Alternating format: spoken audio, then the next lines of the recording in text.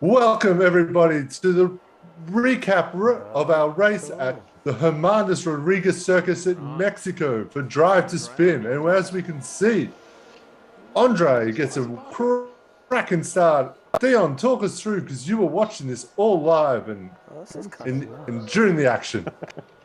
Andre's first race, his debut race on Round 20 Mexico, and he gets off to an absolute awesome start, as you can see. Really just dominates the whole race, you know, from the beginning, from qualifying, in fact, finished on pole with a time in the 16s.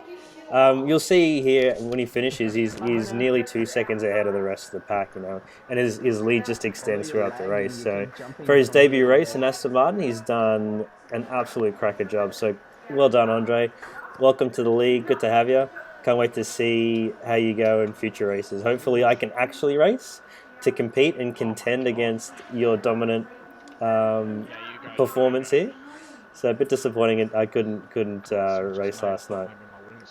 But, yeah, we had some real big technical difficulties with yourself, Jamie, and Jonathan, all there ready to race, but for whatever reason couldn't race, and even poor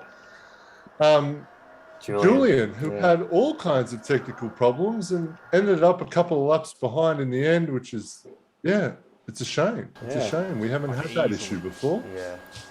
No, first one, there was lots of glitches going on, you know. Julian was just a ghost. But in this video, I was watching Anthony and Chris quite closely. You can see Anthony's 1.4 seconds behind Chris on lap 15 and just goes a bit wide in that last turn. And you can see it cost him 0.4 of a second because of that little wide turn and slip up. So just something to keep out when we're racing, you know. It's probably best not to push it. Let's just have a look at that again, you know, because it just costs so much time. As you can see, 0.3 is huge. So again, he gets as close as 1.4, and then by the time he gets around to the next corner, he's down 1.8 at this point in time. I think there's 1.8 there. So yeah, just a lesson to really just pick your overtaking positions and, you know, keep it clean. Keep it on the track.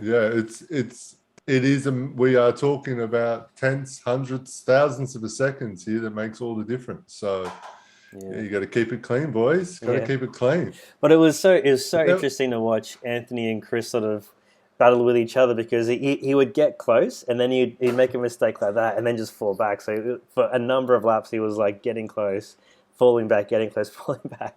So that was just really entertaining, really good to watch. Now on this lap, sorry, go Pete. And Anthony, you know, he had the freshest tires all throughout the race, probably too fresh at one point. But what's this battle going into the stadium corners? So this is an awesome one. So this is 2 laps later. Chris goes a bit wide here, and then Anthony takes an awesome overtake. But what's interesting is Anthony overtook Chris just before the DRS detection zone. So as they pass, Chris is in 1 second. So he takes the position back just a turn later because he's got DRS and he's on the mediums versus Anthony on the softs. He just flew past him. Yeah, that was crazy. That was so funny to watch. Only because when he overtook, he got DRS. So Anthony didn't have DRS, Chris had DRS. And he's got DRS again coming down this straight. So further extends his lead a little bit. So, yes, because the detection zone, as I said, is at the start. Before the stadiums, and then you got 2 DRS zones afterwards. So, and then Anthony. Yeah. So you can see that green dot there. That's the detection zone. So Anthony passes it, then Chris passes it. They go around. They've got the first DRS zone across here, all the way up there, and then another DRS zone. So Chris had the benefit of not 1, but 2 DRS zones. But 2 DRS zones. Yeah. So it's very important to make sure you understand where the DRS zones and where you want to be. Yeah, where the detection is, where the DRS zones are. That's right. Yeah. Cool. All right, next clip, another one with Anthony. Let's have a look. Anthony had an eventful race too. He did. What's this up going on? So this was just a really cool overtake because JP just goes off, and then Anthony just takes advantage of that right. little slide. So he should have finished a lot higher in the standings, but I think his pit strategy just let him down, which is Yeah, unfortunate for him. I think the debrief would have been interesting to hear what he said to his engineer that made it onto the podium. That's right. Yeah, should have looked after both drivers, not just Andre. Exactly. Cool.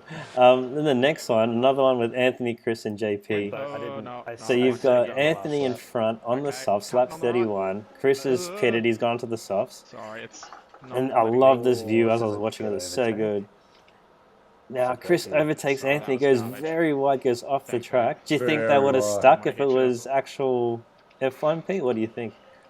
I don't know. I reckon Toto would have been on that phone if it was Verstappen taking Hamilton to Michael, going, "What the hell was that?" But he got away with it. The game didn't penalise him, so yeah, good move, I guess. It was still good because, like, even though Chris went a bit wide, it was clean racing from both of them. They both gave each other a lot of space, went around the corner, and Chris got the overtake done.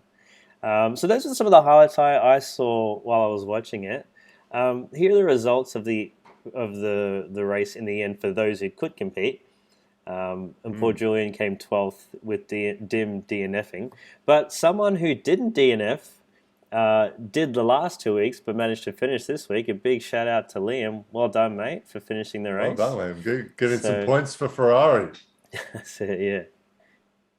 And even, he lost a spot off the grid, but, getting some points is all that matters. That's right. So again, a dominant performance by Andre, finishing in first, 25 seconds ahead of everyone else. Another great performance was Matt. He drove a very consistent race. Got into second and just stayed in second the whole race. I feel Matt's come along really well. I think he's a little bit of a dark horse. We don't notice him, but next year he'll be one to look out for. That's right. Most definitely, I think. That's right, yeah. Now, JP came in third only because he finished within 3 seconds of bunking Chris, because Chris had a 3-second penalty for corner cutting. Otherwise, Chris would have been in third place. But still, nonetheless, JP had a strong performance, had a few spins, but came in third in the end. And then again, Anthony, you saw a lot of the overtakes. Very eventful race for him. 3 pit stops, as you can see there. Yeah. And fastest lap, you should say, for... of course, yes. For JP, yeah, for Jordan. Yeah. So that gives him an extra point. So that's good. So how are we going in the standings? In the standings, I've fallen 1 place because of last night's race.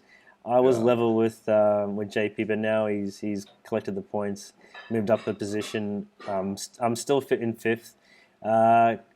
Alvy, Geordie, and Johnny in 3rd. I'm not sure everyone else has moved or not, but that's how it's looking for the top. Poor 5. Jonathan, if he'd raced, he could have been clawing his way up, but I reckon the top 2 are pretty set now. I think so. 4 races left. Well, 3 races left, rather. Yeah. 3 races left, so we'll see how we go. But there's still a bit of movement down the bottom. There's still, there's still places to be made up. Liam can still make some places up, and we'll see. So, and Andre could power up that thing with a couple more wins and find himself, no longer in 17th. So that's right. We're looking good. Now we've got Brazil next in Interlagos. Yeah. So, did you want to talk about constructors? Yep. Again, it's really close, isn't it? It's a shame that Jonathan couldn't do it because Ferrari could really points. be so much closer. Be making up some moves. Yeah. Absolutely. And Alpine there, and I still think we're in the top 5.